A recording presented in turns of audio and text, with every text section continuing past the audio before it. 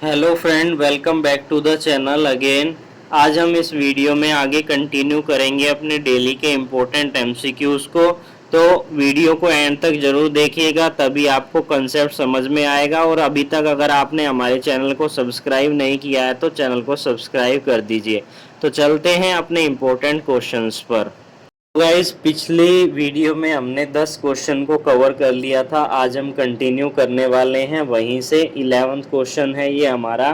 तो क्वेश्चन को पढ़ते हैं। क्वेश्चन में कुछ ना कुछ हिंदी में जब हम क्वेश्चन तैयार करते हैं तो उसमें डिफ़िकल्टी आ जाती है, तो इसको मैं आपको अच्छे से समझाऊंगा क्वेश्चन को, ताकि इंग्लिश में क्या वर्ड यूज़ किए गए हैं, क्योंकि हम देखते हैं कि बहुत से ऐसे वर्ड है जिसे हम इंग्लिश में सुनते हैं और हिंदी में नहीं सुनते हैं। तो स्टार्ट करते हैं। क्वेश्चन क्या है कि एक अदालत के सामने एक चेतावनी दाखिल करने का मतलब यहाँ पर क्या होगा इन सभी ऑप्शंस के अनुसार। अब यहाँ पर ये चेतावनी दाखिल करना, मेन इंपॉर्टेंट वर्ड यही है। इंग्लिश में आपने सुना होगा कैविएट फाइल करना। कैविएट को अगर हम हिंदी में ट्रांसलेट करते हैं तो चेतावनी लिखा आता है, इसलिए ये क्वेश्चन इस तरीके से हैं। मैं आपको क्वेश्चन समझा देता हूँ। क्वेश्चन यह कह रहा है कि अगर कैविएट फाइल की जाती है कोर्ट के समक्ष तो उनका क्या मतलब होगा इन सभी ऑप्शंस में से। पहला ऑप्शन क्या है कि अदालत प्रतिवादी को सूचित किए बिना पक्ष को मनोरंजन नहीं कर सकती। यहाँ पर डिफिकल्टी है मनोरंजन। मनोरंजन का यहाँ पर मतलब होता है इंटरटेन करना। अब मैं इंग्लिश में समझाता हूँ कि कोर्ट जो है शूट को यानी कि वाद को इंटरटेन नहीं कर सकती है बिना डिफेंडेंट के नोटिफाई करे, यानी कि प्रतिवादी को सूचित किए बिना। सेकंड ऑप्शन क्या कह रहा है कि न्यायालय चेतावनी दाखिल करने वाले पक्ष को सूचित किए बिना वाद में कुछ भी कार्रवाई नहीं कर सकती। ये तो सिंपल है, आपको समझ में आ रहा होगा कि कोर्ट जो है कोई भी एक्शन नहीं लेगी शूट के अंदर बिना पार्टी को नोटिफाई करे जिसने कैविएट फाइल की है। अगला ऑप्शन क्या कह रहा है कि न्यायालय बिना सूचना के किसी भी मामले का संज्ञान ले सकती है, यानी कि कोर्ट जो है किसी भी मैटर का कॉग्निजेंस ले सकती है बिना नोटिस के, बिना सूचना के।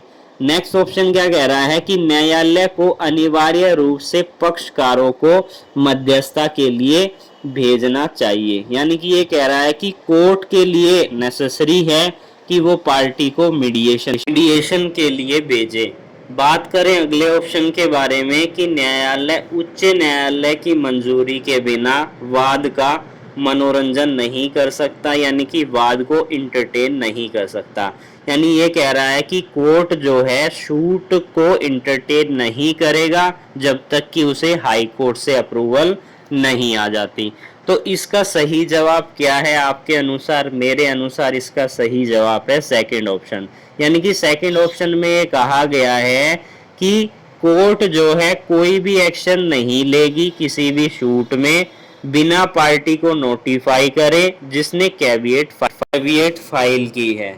तो इसका जो बी आंसर है, ख आंसर है, वो बिल्कुल सही है। अब हम चलते हैं हमारे अगले इंपॉर्टेंट एमसीक्यू पर। अब हम रीड करते हैं हमारे 12th क्वेश्चन को। 12th क्वेश्चन क्या कह रहा है कि मुंबई में पंजीकृत कंपनी ए चेन्नई में एक संपत्ति का मालिक है। यानी कि ये क्या कह रहा है कि कंपनी ए है जो कि मुंबई में रजिस्टर्ड है और उसने चेन्नई में उसके पास एक प्रॉपर्टी है जिसका वो मालिक है। कंपनी ने चेन्नई की संपत्ति को गिरवी रखते हुए कोलकाता में स्थापित एक बैंक से लोन लिया था। कंपनी ने कर्ज चुकाने में चूक की, यानी कि डिफॉल्ट किया, और बैंक ने बंधक, यानी कि यहाँ पर ये बात कर रहा है फोरक्लोजर की, यानी कि अगर आप कोई भी प्रॉपर्टी मॉर्गेज पे देते हैं तो अगर आप उसका ऋण नहीं चुकाते हैं तो वो क्या करेंगे, आपकी प्रॉपर्टी को जो आपने मॉर्गेज किया उसे फोरक्लोज कर लेंगे। बंधक को किसी भी तरीके से बंद करने का फैसला किया क्योंकि आपने लोन नहीं चुकाया। निम्नलिखित में से कौन सा सही जवाब है? अब हम इसके ऑप्शंस पर चलते हैं। बात करें पहले ऑप्शन की, तो पहला ऑप्शन क्या कह रहा है कि चेन्नई की अदालत का फौजदारी वाद में विशेष क्षेत्राधिकार होगा। अब यहाँ पर हमें फौजदारी वाद का यहाँ पर मतलब है फोरक्लोजर शूट, यानी कि ये पहला ऑप्शन ये कह रहा है कि चेन्नई की कोर्ट जो है उसका एक्सक्लूसिवली ज्यूरिडिक्शन होगा, वो क्या कर सकती है, बंधक कर सकती है, फोरक्लोजर शूट यहाँ पर कर सकती है। सेकंड ऑप्शन क्या कह रहा है कि मुंबई और चेन्नई की अदालत का क्षेत्राधिकार होगा, यानी कि ज्यूरिडिक्शन होगा या तो मुंबई की कोर्ट का या फिर चेन्नई की कोर्ट का। थर्ड ऑप्शन क्या कह रहा है, मुंबई, कोलकाता और चेन्नई की अदालत का क्षेत्राधिकार होगा। फोर्थ ऑप्शन क्या कह रहा है, मुंबई और कोलकाता की अदालत का क्षेत्राधिकार होगा। लास्ट ऑप्शन क्या कह रहा है कि मुंबई की अदालत का विशेष क्षेत्राधिकार होगा। तो आपके अनुसार इसका कौन सा सही जवाब है? मेरे अनुसार इसका पहला जो है वो सही जवाब है, क्योंकि पहले ऑप्शन में कहा गया है कि चेन्नई की अदालत का फोरक्लोजर बाद में विशेष क्षेत्राधिकार होगा क्वेश्चन के अनुसार। अब हम चलते हैं हमारे नेक्स्ट एमसीक्यू पर। अब हम समझते हैं अपने नेक्स्ट क्वेश्चन को, क्वेश्चन नंबर 13, जो बात करता है कि ए और बी दो भारतीय हैं। भारत में से इंग्लैंड के लिए एक व्यापार में माल की डिलीवरी और पैसे के भुगतान के संबंध में विवाद है। यानी कि यहाँ पर ये क्या कह रहा है, दो व्यक्ति है, एक ए व्यक्ति है, एक बी व्यक्ति है, दोनों इंडियन हैं। उनका डिस्प्यूट हो जाता है गुड की डिलीवरी को लेकर और उसकी पेमेंट को लेकर, क्योंकि वो इंटरनेशनली उसका जो है आदान प्रदान कर रहे हैं इंडिया से इंग्लैंड में। अब एक अंग्रेजी अदालत ने इस मामले पर प्राकृतिक न्याय के सिद्धांत और क्षेत्राधिकार के संबंध में लागू अंतरराष्ट्रीय वाणिज्य कानून के आधार पर फैसला किया। अब यहाँ पर इंटरनेशनल रूप से उन्होंने डिस्प्यूट को रिजोल्व करने की कोशिश की और ऐसे में ए के फेवर में फैसला दे दिया गया। बी ने भारत में एक नया वाद स्थापित करने का फैसला किया। बी ने डिसाइड किया कि मैं इंडिया के अंदर इस केस को डाल देता हूं ताकि मेरे फेवर में ये डिसीजन आ जाए। तो निम्नलिखित में से कौन सा सबसे सही है, यानी कि इन सभी ऑप्शंस को जो हम आगे डिस्कस करेंगे, क्या इसमें रेस जुडिकाटा का जो रूल है वो अप्लीकेबल होगा या नहीं होगा, ये भी आप ध्यान में रखिए। अब हम समझते हैं अपने ऑप्शंस को। पहला ऑप्शन क्या कह रहा है कि बी भारत में एक नया वाद स्थापित कर सकता है बशर्ते अंग्रेजी न्यायालय सक्षम क्षेत्राधिकार की अदालत हो। यानी कि ये क्या कह रहा है कि बी जो है इंस्टीट्यूट कर सकता है इंडिया में फ्रेश शूट। यहाँ पर जो कोर्ट थी, इंग्लिश कोर्ट थी, वो कॉम्पिटेंट ज्यूरिडिक्शन की थी उसके बावजूद भी। सेकंड ऑप्शन क्या कह रहा है कि बी भारत में एक नए सिरे से वाद का गठन नहीं कर सकता बशर्ते अंग्रेजी न्यायालय सक्षम क्षेत्राधिकार की अदालत है। यानी कि वो केस को इंस्टीट्यूट नहीं कर सकता है क्योंकि इंग्लिश कोर्ट जो थी अगर कॉम्पिटेंट कोर्ट थी, इसलिए। अगला ऑप्शन क्या कह रहा है कि बी केवल उच्च न्यायालय के समक्ष एक नए वाद स्थापित कर सकता है जिसका क्षेत्राधिकार है। यानी कि ये बात कर रहा है हाई कोर्ट के समक्ष जिसका ज्यूरिडिक्शन है, वहां पर गठन किया जा सकता है। बात करें अगले ऑप्शन की, तो अंग्रेजी न्यायालय की सहमति के बिना नए सिरे से वाद की स्थापना नहीं कर सकते। यहाँ पर यह बात कर रहा है कि उनको क्या कंसेंट लेनी होगी इंग्लिश कोर्ट से। लास्ट ऑप्शन क्या कह रहा है कि बी केवल एक अपील पसंद कर सकता है, यानी कि अपील पसंद कर सकता है। यानी कि बी यहाँ पर एक वर्ड मिस है, सुप्रीम कोर्ट की बात की गई है कि बी जो है अपील प्रेफर कर सकता है सुप्रीम कोर्ट में। अब यहाँ पर आपके अनुसार कौन सा इसका सही जवाब है? इसका जो सही जवाब है वो हमारा बी ऑप्शन है, यानी कि ख। यानी कि ख में क्या कहा गया है कि बी भारत में नए सिरे से वाद का गठन नहीं कर सकता बशर्ते अंग्रेजी न्यायालय सक्षम क्षेत्राधिकार की अदालत हो। यानी कि कॉम्पिटेंट कोर्ट होगी तो वो यहाँ पर शूट इंस्टीट्यूट नहीं कर सकता। तो गाइज अब हम समझते हैं अपने अगले क्वेश्चन के बारे में, क्वेश्चन नंबर 14 क्या कह रहा है। इस क्वेश्चन को पढ़ते हैं और इसमें थोड़ी सी करेक्शन आपको करनी होगी। क्या कह रहा है क्वेश्चन कि ए ने बी के खिलाफ ए की संपत्ति पर अतिक्रमण के लिए मुकदमा दायर किया था। ए की जगह यहाँ पर ए कर लीजिएगा। अतिक्रमण का मतलब होता है ट्रेसपास करना, हालांकि ए यहाँ पर करना है आपको, ए की जगह ए अतिचार साबित करने में विफल रहा। अपील में ए अदालत की परमिशन लेता है, छुट्टी की जगह आपको लिखना है परमिशन, यानी कि लीव टू द कोर्ट हम कहते हैं ना, तो वही चीज है यहाँ पर कि अदालत की परमिशन लेता है। एक चश्मदीद गवाह एक गार्ड जो अपीलीय अदालत में पेश होने को तैयार है, पेश करने के लिए ए ने, यहाँ पर जहाँ पर एक है वहाँ ए कर लीजिएगा, ए ने निचली अदालत के सामने भी गार्ड को चश्मदीद गवाह बनाने की कोशिश की थी। हालांकि गार्ड उस समय पर देश छोड़ चुका था, यानी कि उसने छोड़ दिया था देश को।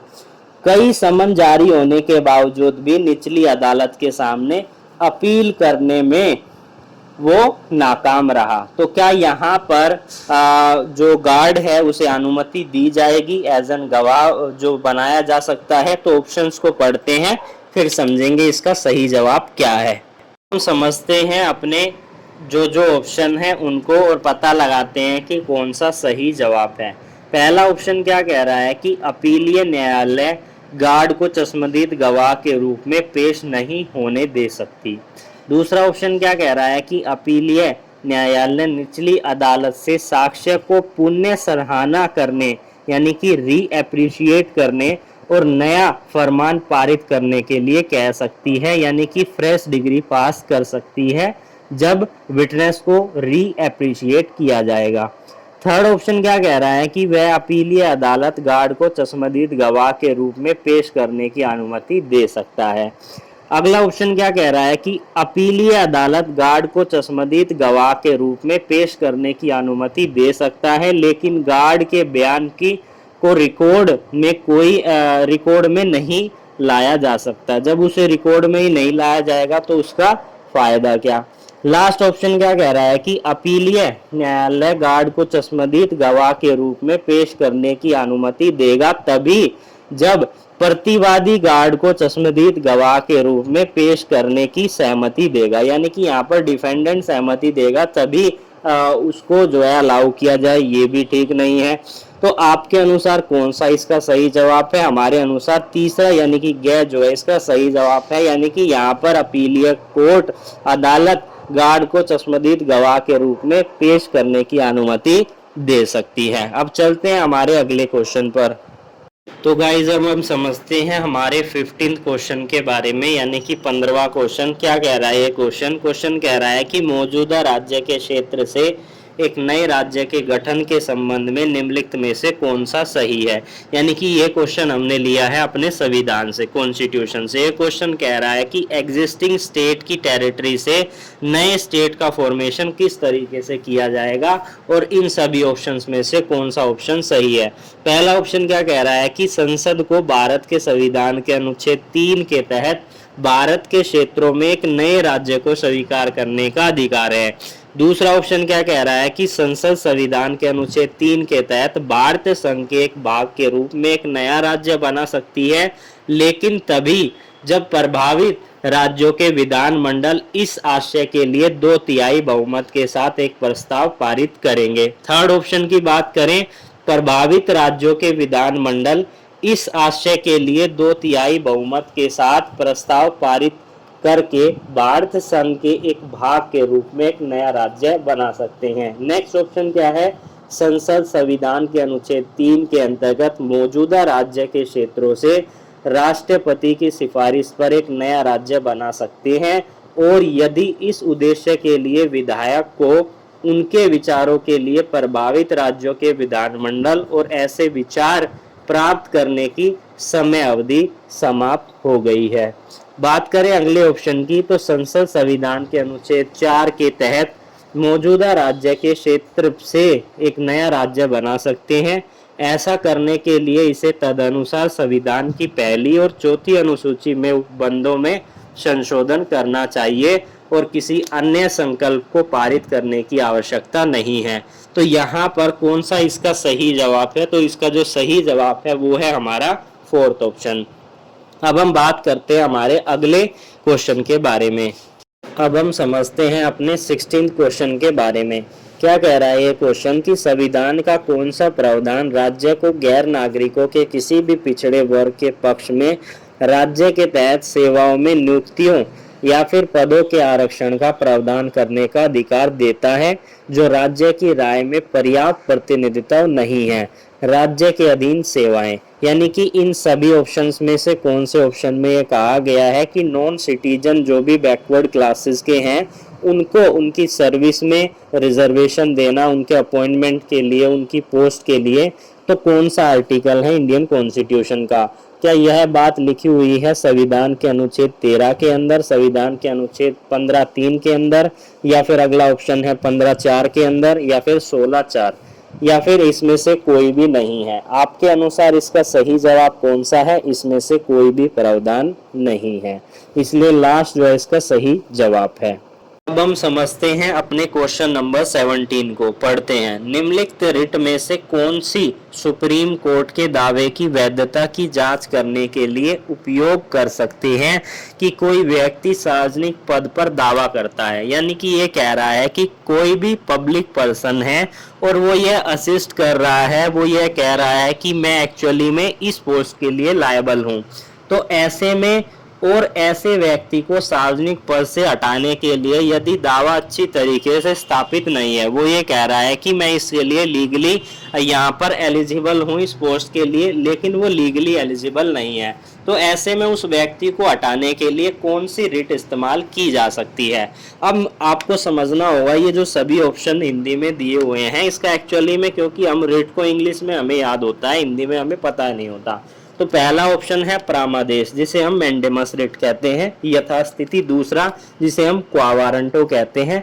तीसरा बंदी प्रत्यक्षीकरण, जिसे हम हैबियस कॉर्पस कहते हैं। सिर्सुररी, जो ऑलरेडी यहाँ पर आपको मेंशन की गई है।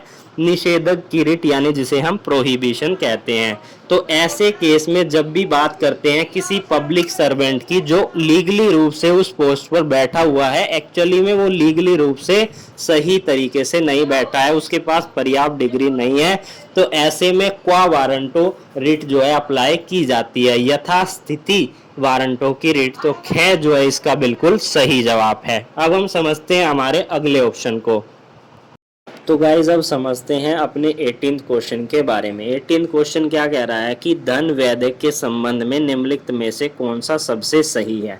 यहाँ पर हमें ये टर्म समझनी होगी, धन वैदिक एक्चुअली में होता क्या है, क्योंकि इंग्लिश के स्टूडेंट्स को ये पता नहीं होता कि हिंदी में बहुत सी ऐसी टर्म है जिसके बारे में वो नहीं जानते हैं। धन वैदिक का मतलब होता है मनी बिल। अब मनी बिल कहते ही आपको पता चल गया होगा कि मनी बिल में क्या चीज़ें शामिल है, किस तरीके से मनी बिल हमारे लिए इंट्रोड्यूस किया जाता है, वही हमारे इन ऑप्शंस में शामिल है। तो कौन सा ऑप्शन बिल्कुल सही है? पहले ऑप्शन को पढ़ते हैं कि एक धन वैदिक केवल लोगों की सभा में पेश किया जा सकता है। एक बार जब इसे सभा द्वारा पारित कर दिया जाता है तो इसे राज्य परिषद को भेजा जाता है, जो अपनी सिफारिश और प्रस्तावित संशोधन के साथ लोगों के सदन में वापस भेज सकते हैं यदि कोई परिवर्तन करने की जरूरत होती है तो।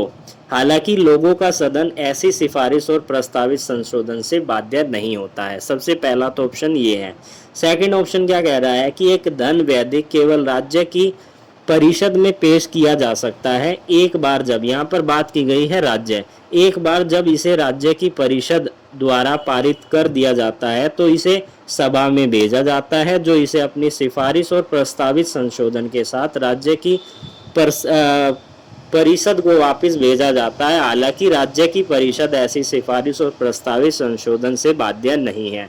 बात करें थर्ड ऑप्शन की, संसद के किसी भी सदन में धन वैदिक पेश किया जा सकता है। एक बार जब इसे सभा द्वारा पारित किया जाता है तो इसे दोबारा सभा में भेज दिया जाता है, जो इसे उस सभा में वापस भेजता है जिसे यह परिचित था।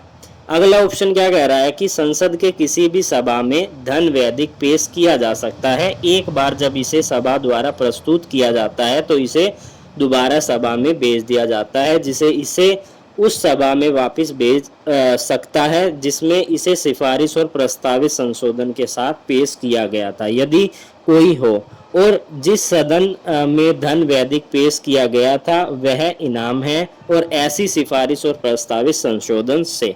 बात करें लास्ट ऑप्शन की, तो संसद के किसी भी सदन में मंत्री परिषद के सदस्य द्वारा इन वैदिक केवल पेश किया जा सकता है और इसे दूसरे सदन में भेजा जाने की आवश्यकता नहीं है। एक बार जब यह पेश किया जाता है तो वैदिक परिषद यह सीधे राष्ट्रपति को भेजा जाता है। भेजा जाता है या राष्ट्रपति की मंजूरी जिसे प्राप्त होने पर यह कानून बनता है। तो इसमें थोड़ी सी मिस हो गया था, मैंने आपको वैसे ही रिपीट कर दिया है। तो इन सभी में से कौन सा ऑप्शन सही है मनी बिल के संबंध में? तो हमारा जो फर्स्ट ऑप्शन है वो बिल्कुल सही है। अब हम समझते हैं अपने 19th क्वेश्चन को। क्या कह रहा है ये क्वेश्चन, इसको पढ़ते हैं फिर समझेंगे। सुप्रीम कोर्ट की 5 जज की बेंच ने किसी मामले में फैसला सुनाया। यानी कि ये क्या कह रहा है कि एक 5 जज ऑफ बेंच थी सुप्रीम कोर्ट की जिसने एक मैटर में जजमेंट पास की। उच्च न्यायालय के समक्ष बाद में एक मामले में एक पक्ष उच्चतम न्यायालय के निर्णय को बाध्यकारी प्रतिकर के रूप में प्रस्तुत करता है। यानी कि हाई कोर्ट में एक मैटर के अंदर एक पर्सन सुप्रीम कोर्ट की उस जजमेंट को लगाता है कि ये एक बाइंडिंग अथॉरिटी है, बाइंडिंग है हाई कोर्ट पर। उसके बाद विरोध पक्ष का दावा है कि उच्च न्यायालय उच्चतम न्यायालय के फैसले के लिए बाध्य नहीं है क्योंकि उस मामले में कानून के प्रासंगिक प्रावधान उच्चतम न्यायालय के निर्णय में नहीं लिए गए, उच्चतम न्यायालय ने निर्णय में नहीं लिए हैं। तो क्या इस मामले में से निम्नलिखित जो ऑप्शन दिए गए हैं उसमें से कौन सा सही जवाब है? बात करें पहले ऑप्शन की, तो पहला ऑप्शन क्या कह रहा है, चूंकि कानून के संबंधित प्रावधानों को उच्चतम न्यायालय के ध्यान में नहीं लाया गया था, उच्चतम न्यायालय के ध्यान में नहीं लाया गया था, इसलिए 5 न्यायाधीशों की पीठ का निर्णय अनुच्छेद 141 के अर्थ के भीतर कानूनी नहीं है और यह उच्च न्यायालय के लिए बाध्यकारी नहीं है। यानी कि यहाँ पर बाउंड नहीं है हाई कोर्ट के लिए। सेकंड ऑप्शन क्या कह रहा है, उच्चतम न्यायालय को स्पष्ट रूप से यह घोषणा करनी चाहिए थी कि उसका निर्णय पारित करते समय भारत के क्षेत्र के भीतर सभी न्यायालय पर बाध्यकारी है और इस मामले में सुप्रीम कोर्ट ने ऐसा नहीं किया, इसलिए 5 जज की बेंच का ये फैसला हाई कोर्ट पर बाध्यकारी नहीं है।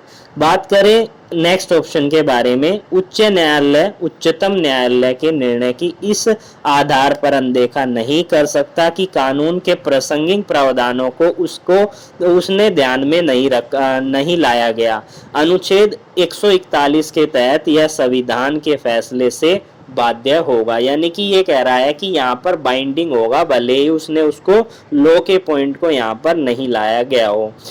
उसके बाद अगला ऑप्शन है कि केवल वह निर्णय जो 5 न्यायाधीशों की पीठ से बड़ी पीठ द्वारा पारित किए गए हैं वह उच्च न्यायालय के लिए बाध्यकारी होंगे क्योंकि 5 न्यायाधीश की पीठ के निर्णय को औचित्य के बारे में वैध शंका व्यक्त की गई है। नेक्स्ट ऑप्शन है कि 5 न्यायाधीश की पीठ का निर्णय चूंकि यह अन्य निर्णयों के साथ संघर्ष में है, इसलिए पहले उच्चतम न्यायालय एक बड़ी पीठ द्वारा निर्णय लिया जाना चाहिए, उसके बाद ही यह फैसला संविधान के अनुच्छेद 141 के तहत अन्य सभी अदालत पर बाध्यकारी होगा। तो आपके अनुसार इसका कौन सा सही जवाब है? इसका सही जवाब है हमारा थर्ड ऑप्शन। यानी कि यहाँ पर जो ये बात की गई है सुप्रीम कोर्ट के फैसले की, तो ये बाध्यकारी होगा हाई कोर्ट पर। अब हम समझते हैं अपने 20th क्वेश्चन को। क्या कह रहा है ये क्वेश्चन, इसको समझते हैं। कंपनी एक ईंट की बिक्री जो एक राज्य के बाहर से आपूर्ति की गई थी, राज्य के भीतर कई खरीदारों के लिए राज्य इस बिक्री पर एक कर वसूलता है। क्या राज्य ऐसा टैक्स लगा सकता है या नहीं लगा सकता? ये हमारा प्रश्न है। ऑप्शंस की बात करें तो सबसे पहला ऑप्शन क्या कह रहा है, ये ऑप्शन क्या ऑप्शन कि राज्य ऐसा कर नहीं लगा सकता क्योंकि राज्य के भीतर ईंटों का विवरण एक वाचा या फिर बिक्री के अनुबंधों की घटना का परिणाम था कि राज्य में ईंटों की आपूर्ति राज्य के बाहर किसी भी स्थान से की जाएगी, इसलिए बिक्री अंतर्राष्ट्रीय बिक्री हुई और राज्य उन पर बिक्री कर नहीं लगा सकता।